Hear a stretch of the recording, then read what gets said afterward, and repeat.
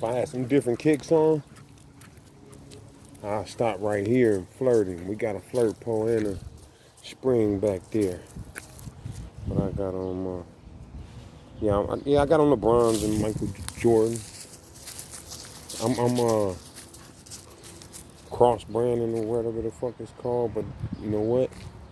I'm DK, man. I do my own thing. I never was somebody who had to do what everybody else was doing.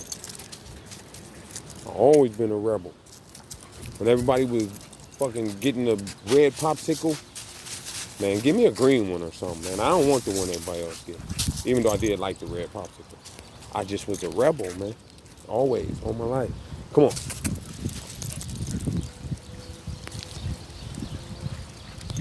That ain't why I got on the LeBrons with the Jordan outfit. I got on the LeBron with the Jordan outfit because I wanted to wear them.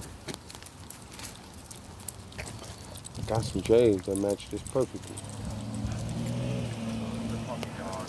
Look at you. You look like a happy puppy dog. Oh yeah, he's Oh, definitely you a are a happy super dog. happy puppy dog. He's Oh definitely a yeah, happy you are a dog. super happy puppy dog. Come on, son.